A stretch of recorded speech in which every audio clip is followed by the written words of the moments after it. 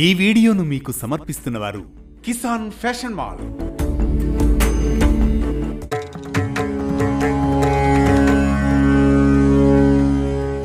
సౌభాగ్యం అంటే భర్త దీర్ఘాయుష్షు, దాంపత్య సుఖం మాత్రమే కాదు.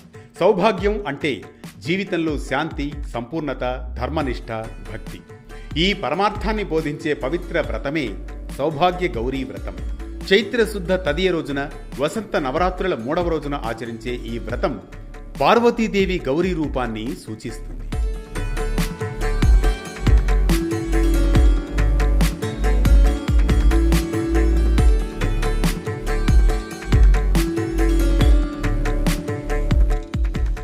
దక్షయజ్ఞంలో జరిగిన అవమానాన్ని తట్టుకోలేక సతీదేవి అగ్నిలో ఆత్మాహుతి చేసుకుని తిరిగి హిమవంతుని పుత్రికగా జన్మించి శివుని కోసం ఘోర తపస్సు చేసిన ఘట్టం మనకు తెలిసిందే. ఆమె తపస్సు ఫలించిన రోజు చైత్రశుద్ధ తదియ అని పురాణాలు చెబుతున్నాయి. అందుకే ఈరోజు సౌభాగ్య గౌరీ వ్రతానికి విశిష్టత లభించింది. పార్వతీదేవి తపస్సు ఒక స్త్రీకి ఆదర్శం. ఆమె కోరిక కేవలం శివుణ్ణి భర్తగా పొందడమే కాదు, పరమశివుడితో ఐక్యం పొందడం. ఇక్కడ శివుడు పరమాత్మ, గౌరీ జీవాత్మ. జీవాత్మ పరమాత్మతో కలిసే ప్రయాణమే నిజమైన సౌభాగ్యం. అందుకే ఈ వ్రతం బాహ్యాచరణ కంటే అంతర్ముఖతకు సూచకం. పూజా విధానంలో ఇల్లును శుభ్రం చేసుకోవడం మన హృదయాన్ని శుద్ధి చేసుకోవడాన్ని సూచిస్తుంది. కలశాన్ని స్థాపించడం సృష్టితత్వాన్ని ఆహ్వానించడం. పసుపు, కుంకుమ శుభత, శక్తి సూచకాలు. పుష్పాలు మన ప్రేమను, నైవేద్యం మన సమర్పణ భావాన్ని తెలియజేస్తాయి. ముఖ్యంగా పులగం లేదా పరమాన్నం నైవేద్యం అనేది సంప్రదాయం. భక్తి లేని నైవేద్యం వృధా.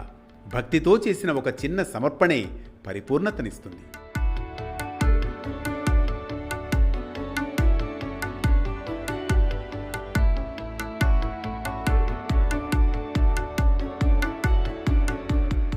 పదహారు పోగుల తోరం కట్టుకోవడం జీవితంలోని 16 కళలను, సంపూర్ణత్వాన్ని సూచిస్తుంది. అది కేవలం దారం కాదు, దైవానుగ్రహానికి సంకేతం. ముత్తైదువులకు వాయనం ఇవ్వడం అనేది సౌభాగ్యాన్ని పంచుకోవడం. మన ఆనందం, మన శుభం ఇతరులతో పంచుకున్నప్పుడే అది పెరుగుతుంది అనేది సనాతన సందేశం. ఈ వ్రతం అవివాహితలకు మంచి వరప్రాప్తి, వివాహితలకు దీర్ఘ సుమంగళితనం కలిగిస్తుందని శాస్త్రవచనం. కానీ పరమార్థంగా చూస్తే మాత్రం ఇది మనలోని గౌరీతత్వాన్ని మేల్కొల్పే సాధన. గౌరీ అంటే పవిత్రత, సహనం, అచంచల విశ్వాసం. దాంపత్య జీవితం నిలవాలంటే పరస్పర గౌరవం, త్యాగం, నమ్మకం అవసరం.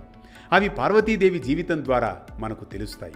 ఇప్పుడు వేగంగా మారుతున్న కాలంలో వ్రతాలు కేవలం ఆచారం కాదు, అవి మన సంస్కృతికి మూలాలు, కుటుంబ బంధాలను బలపరిచే ఆధ్యాత్మిక సాధనాలు. సౌభాగ్య గౌరీ వ్రతం మనకు చెబుతుంది, నిజమైన సౌభాగ్యం అంటే బంగారం, ఆభరణాలు కాదని, ధర్మానికి నిలిచే గృహమని, ప్రేమతో నిండిన హృదయమని, భక్తితో పండిన జీవితమని. అందుకే ఈ చైత్ర శుద్ధ తదియనాడు గౌరీదేవిని ఆరాధిస్తూ మనలోని అహంకారాన్ని సమర్పిద్దాం. సహనం, ప్రేమ, విశ్వాసం అనే పుష్పాలతో అమ్మవారిని పూజిద్దాం.